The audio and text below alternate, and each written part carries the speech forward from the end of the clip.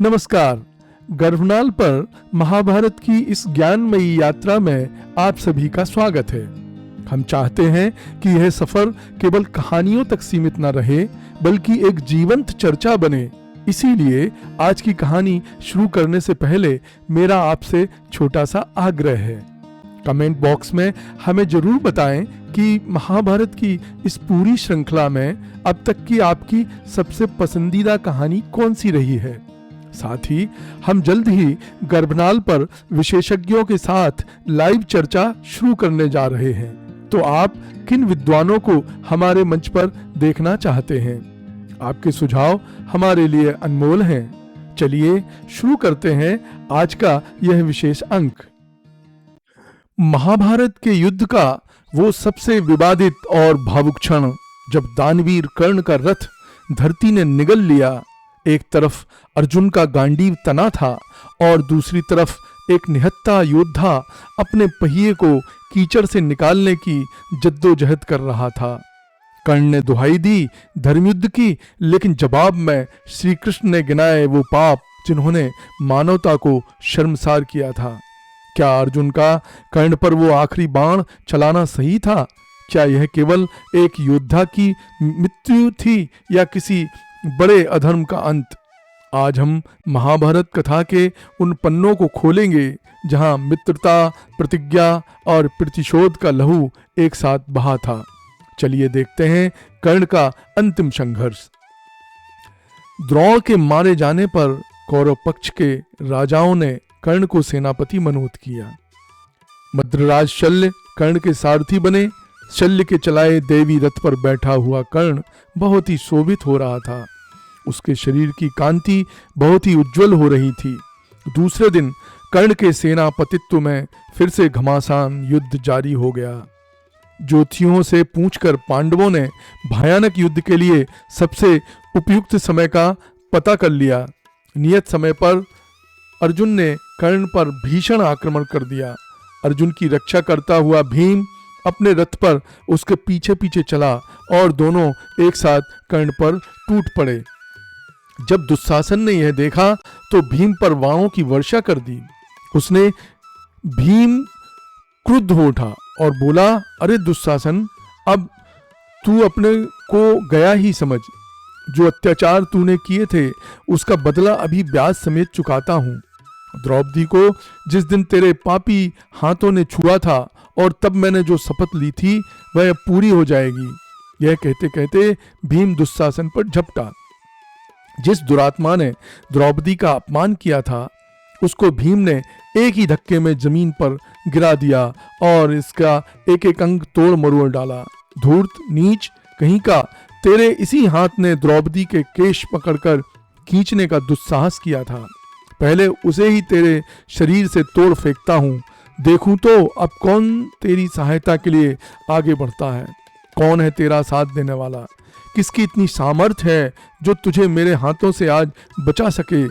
आवे तो है सामने, जरा देखूं तो उसे। और दुर्योधन पर इस भांति तीव्र कटाक्ष करते हुए भीमसेन ने पागलों के से जोश में दुशासन का हाथ एक झटके से शरीर से अलग करके फेंक दिया और दुशासन के लहू को चूस चूस कर ऐसे पीने लगा जैसे जंगली जानवर पीते हैं। उस समय भीमसेन का विकृत रूप भयानक हिंस्र जंतु का सा प्रतीत हो रहा था। गरम गरम खून पीने के बाद भीमसेन महाकाल से भयानक रूप में युद्ध के मैदान में नाचने कूदने लगा और चिल्लाने लगा, गया एक पापी इस संसार से। मेरी एक प्रतिज्ञा पूरी हुई, अब दुर्योधन की बारी है। उसका काम तमाम करना बाकी है। वह बलिदान का बकरा किधर है? कोई कह दे उससे कि वह भी तैयार हो जाए। भीमसेन का वह भयानक रूप, उसका वह चिल्लाना और वह उन्माद नृत्य देखकर लोगों के दिल दहल उठे, सब कांप उठे। यहां तक कि एक बार कर्ण का भी शरीर कांपने लगा। इस पर शल्य ने कर्ण को दिलासा देते हुए कहा, कर्ण, तुम तो वीर हो, इस तरह हताश होना तुम्हें शोभा नहीं देता। इस समय तो दुर्योधन को, जो भग्न हृदय सा हो गया है, सांत्वना देनी चाहिए। तुम्हें तो चाहिए था कि उसे धीरज देते, उल्टे तुम ही धीरज गंवा बैठे। हिम्मत ना हारो। दुशासन के मारे जाने पर अब सबकी आंखें तुम्ही को देख रही हैं। तुम ही सबका आसरा बने हुए हो। युद्ध का सारा दायित्व अब तुम्हें को वहन करना है। क्षत्रियोचित धर्म से काम लो। अर्जुन के साथ युद्ध करके या तो विजय का यश प्राप्त करो या वीरोचित स्वर्ग। सारथी बने हुए शल्य की ये बातें सुनकर कर्ण गुस्से में आ गया। उसकी आंखें लाल हो गईं और वह असीम क्रोध के साथ अर्जुन पर टूट पड़ा। दुर्योधन, इस युद्ध को बंद कर दो, आपसी बैर भूल जाओ, पांडवों से संधि कर लो, द्रोण पुत्र अश्वत्थामा ने कहा। पर दुर्योधन झल्ला कर बोला, पापी भीमसेन ने जंगली जानवर की तरह भैया दुशासन का खून चूसते हुए जो कुछ कहा, क्या वह तुमने नहीं सुना? तुम तो उसके पास ही खड़े थे। तो फिर संधि कर लें कि बेकार बातें क्यों करने लगे हो? हमारे लिए अब संधि चर्चा बेकार है। अश्वत्थामा से यह कहकर दुर्योधन ने सेना की व्यूह रचना को फिर से सुधार कर पांडवों पर हमला करने की आज्ञा दे दी। इधर अर्जुन और कर्ण के बीच घोर संग्राम छिड़ा हुआ था। कर्ण ने अर्जुन पर एक ऐसा बाण चलाया जो काले नाग की तरह जहर की आग उगलता गया। अर्जुन की ओर उस भयानक तीर को आता देखकर कृष्ण ने रथ को पांव के अंगूठे से दबा दिया, जिससे रथ जमीन में 5 अंकुल धंस गया। कृष्ण की इस युक्ति से अर्जुन मरते मरते बचा। कर्ण का चलाया हुआ सर्प मुखास्त्र फुसफुसाता हुआ आया और अर्जुन का मुकुट ले उड़ा। इस पर अर्जुन ने क्रोध का ठिकाना न रहा, जोश के साथ कर्ण पर वाण वर्षा कर दी। इतने में क्या हुआ कि कर्ण के रथ का बाईं तरफ का पहिया अचानक धरती में धंस गया। इससे कर्ण घबरा गया और बोला, अर्जुन जरा ठहरो, मेरा रथ का पहिया कीचड़ में फंस गया है, जरा उसको उठाकर जमीन पर रख दूं, तब तक के लिए जरा रुक जाओ। पांडुपुत्र, तुम्हें धर्म युद्ध करने का जो यश प्राप्त हुआ है उसे व्यर्थ ही न गवाओ। मैं जमीन पर खड़ा रहूं और तुम रथ पर बैठे बैठे मुझ पर बाण चलाओ, यह ठीक नहीं होगा। जरा रुको, मैं अभी पहिया उठाकर ठीक जमीन पर किए देता हूं, तब तक के लिए अपनी वाण वर्षा बंद रखो। कर्ण की ये बातें सुनकर श्री कृष्ण बोले, कर्ण, तुम भी धर्म की बातें करने लगे, यह ठीक रहा। अब मुसीबत पड़ने पर धर्म का ख्याल आया तुमको। जब दुशासन, दुर्योधन और द्रौपदी को भरी सभा में घसीट कर लाए थे, उस वक्त तुम्हें धर्म की याद आई? नौसिखिए युधिष्ठिर को जुए के कुचक्र में फंसाते वक्त तुम्हारा धर्म कहाँ जा छुपा था? जब पांडव प्रतिज्ञा पूरी करके 12 साल का वनवास और 1 साल का अज्ञातवास करके लौटे, तब तुम लोगों ने उनका राज्य वापस देने से इनकार किया था। क्या वह धर्म था? उस समय तुमने अपने धर्म को कहाँ छुपाए रखा था? जिन दुष्टों ने भीमसेन को जहर देकर मार देने की कोशिश की थी, उनके उस कुचक्र में तुम भी तो साथी बने हुए थे। लाख के भवन में कुंती पुत्रों को ठहराकर उनको सोते हुए जला डालने का जो षड्यंत्र किया था, उसमें तुम्हारा भी तो हाथ था। क्या उस समय तुम्हें धर्म की याद नहीं आई? द्रौपदी का घोर अपमान होते हुए तुमने जो कुछ कहा था, क्या वह भूल गए?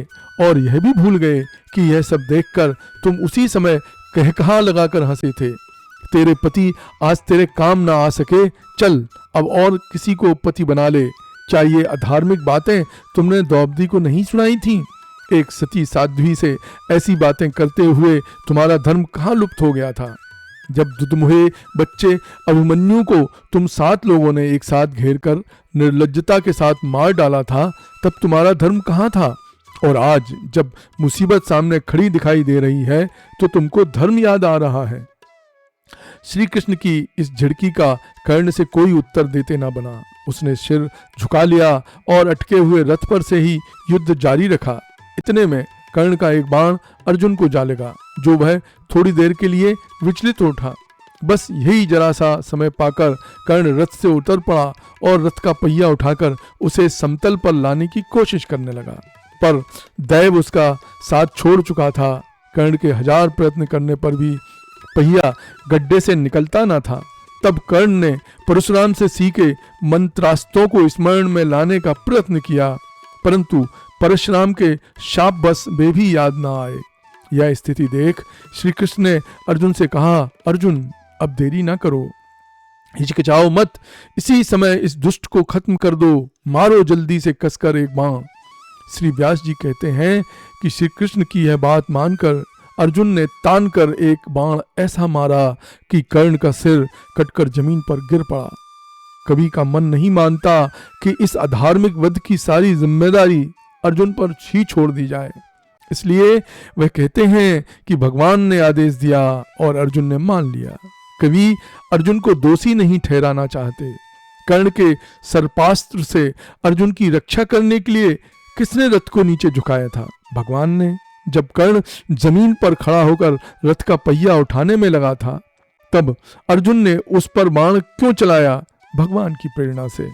उन दिनों युद्ध पद्धति की पुष्टि से ऐसी बातें धर्म विरुद्ध मानी जाती थी। धर्म के विरुद्ध चलने का भार भगवान के सिवाय और किसके द्वारा वहन किया जा सकता है? हिंसात्मक युद्ध के द्वारा अधर्म एवं अत्याचार को नष्ट करने की आशा रखनी व्यर्थ है। हथियारबंद युद्ध से अत्याचार या अन्याय कभी नहीं मिटते। धार्मिक उद्देश्यों के लिए जो भी युद्ध किए जाते हैं, उनमें भी अनिवार्य रूप से अन्याय और अधर्म ही हो जाते हैं। ऐसे युद्धों के परिणाम स्वरूप अधर्म की ही वृद्धि होती है। कर्ण की कहानी हमें सिखाती है कि आप कितने ही महान योद्धा या दानवीर क्यों न हों, यदि आप अधर्म और अत्याचारियों का साथ देते हैं तो अंततः परिणाम भी विनाशकारी ही होगा। कर्ण की योग्यता अद्भुत थी, लेकिन उसका पक्ष गलत था। युद्ध केवल अस्त्रों से नहीं, बल्कि सही और गलत के विवेक से जीते जाते हैं। तो दोस्तों, अगर आपको कर्ण की ये ट्रेजिक लेकिन पावरफुल कहानी पसंद आई हो तो इस वीडियो को लाइक जरूर करना। अगर आप मानते हैं कि व्यक्तिगत तौर पर कर्ण सही था लेकिन कर्ण की चॉइस गलत थी, तो कमेंट में अपनी राय जरूर दें। और हाँ, ऐसी ही अनसुनी और डीप कहानियों के लिए चैनल को सब्सक्राइब करना मत भूलना, क्योंकि यहाँ हम सिर्फ कहानियाँ नहीं बताते, हम लेजेंड को डिकोड करते हैं। Subscribe now and hit the bell icon.